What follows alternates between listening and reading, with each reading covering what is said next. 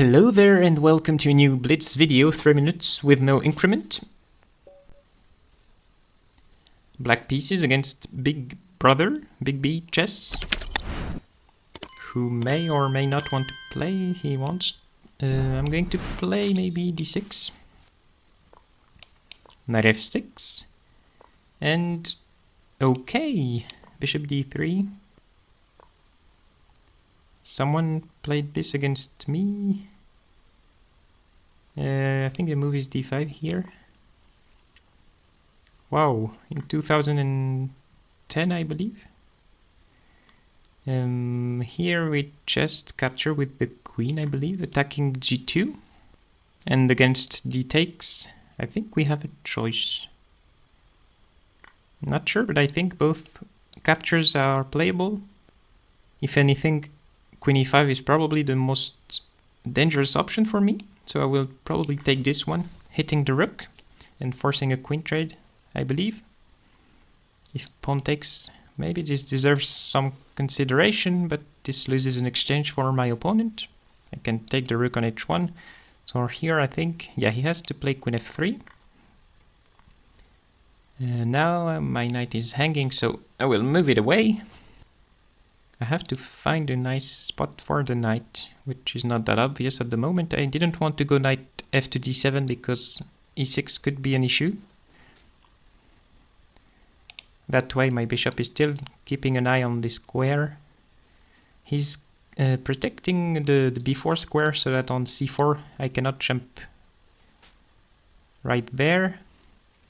Maybe knight to c6, and on c4 knight d to e7 followed by bishop f5. This sort of makes sense, I believe.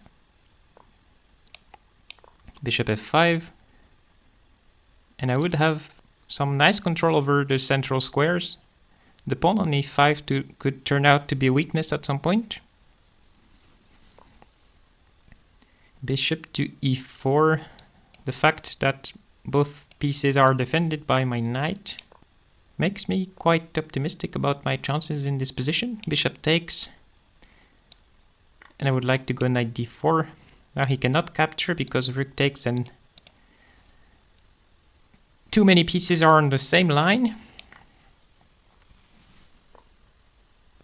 Okay, I'm going to win the pawn on c4, but do I have a better option? I think I will just take here. Now that there's no more pawn on d5, controlling the d5 square, I have the d5 square for my knight. If bishop here, I think I will just trade it off. Okay. Bishop e7 makes sense. If bishop takes, I will just recapture with the knight. If bishop to e3, this will just lead... here I have rook here, right? Rook here, bishop e7, rook d4. The knight keeps the squares controlled, so the king cannot attack the rook, and then I just recapture with the knight. And on pawn takes, bishop g5 check, the king moves. And I will end up with an extra piece. It's always dangerous to put your king and other forces of yours on the same diagonal when your opponent has a bishop that can exactly control those squares. I think my opponent is just not going to resign, but he's not going to make any more move. Okay, rook d4. Knight here, and I just have an extra knight plus a pawn. Okay, let's have a little look at the game. Philidor. Usually, okay, the original Philidor move order was e5, knight f3, d6, but there are some issues with that, so people have come up with d6 on move 1, after which d4, knight f6, knight to c3. Here we have options like knight bd7 or e5, which I have played a bit, and bishop d3 has the same goal as knight to c3, which is to protect the pawn on e4, but the bishop is placed on quite a strange square on d3, and this gives black some nice options. Here I played e5, and after c3, yes, with a knight on c3, the move that I played in the game could not be played at all, but now nothing prevents me from playing d5. And this is a nice central breakthrough, which, from what I remember, gives black at least equal chances. My opponent captured on d5, but de is the main move, after which I can capture here, and we reach a queenless middle game after knight takes, bishop takes, pawn takes, queen d8, king d8. This is a position where I cannot castle anymore, but I have the bishop pair, so I'm very happy with my chances. Instead, he played e takes d5. I recaptured with the queen, de, and yes, here queen to e5 would have allowed knight to e2, after which I think my opponent has quite some potential to develop a bit of an unpleasant initiative with moves like bishop to f4, queen to b3, trying to prevent my bishop from developing, because it would need to protect the pawn on b7.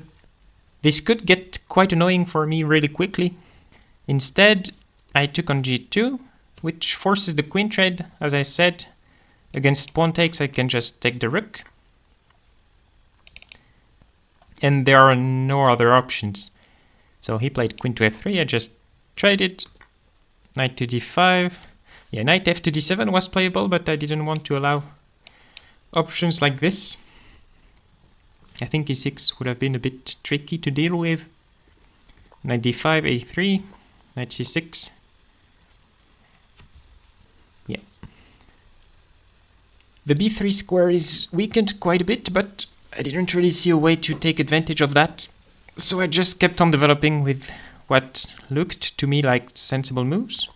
Knight d to e7, which aim was to prevent, to get my bishop to f5. Bishop here. The computer would have preferred to put the bishop on this square, immediately putting pressure on the knight on f3. I was happy with the light squared bishop trade, so I went for this one. Bishop e4, long castle, bishop f4. This is already quite bad for white. Even though the queens are off the board, there is quite a bit of pressure to deal with for white. Bishop takes, followed by knight d4. Knight d4 looked pretty good. The idea was that I'm attacking the knight, and if the knight moves away, I have knight to c2, forking the king and the rook, which would have given me an exchange. So he captured, but now he cannot move this knight because the bishop would be hanging then. He defended with f3, but he cannot protect everything, and now I just take the pawn on c4, collecting some material. King to d2, knight d5. I was very happy to get this square back. Now that the c4 pawn is gone, bishop e7, rook c1, this just loses the game, but okay, after bishop takes, which is what I was expecting, I would have just captured immediately, I guess. Rook d4 is more precise, but I think I would have just captured, to be honest. And unless something terrible happens, I should have very good chances to convert the extra pawn that I have. Instead, he played rook c1, which runs into some tactics. Rook e4, trying to get rid of the defender of the bishop on g5. If I take immediately, he can recapture with this. So first off, I take on e4, so that on pawn takes, I can then take on g5 with check. The king has to move, then I take the rook. And whichever piece he decides to recapture, the bishop on c1 or the knight on d5, I can just move the other piece. For instance, after e d5, I can just take on b2, for example. And on rook to c1, I can move my knight, for example, knight f4 followed by knight to e6. And I still have an extra piece. So he took the knight. And here, if I just recapture, I lose an exchange. But I have this very important rook to d4 check. And the rook and the knight nicely combine their forces so that the king cannot reach the rook. If the knight somehow could not prevent the king from reaching e3 or c3, the king could just go there attacking the rook which would give white just enough time to move the bishop away, but after this check the king has to go to another square, and I can just take the piece, which is why my opponent resigned in this position. Yep, Philidor, I hope you enjoyed this game. Thanks for watching.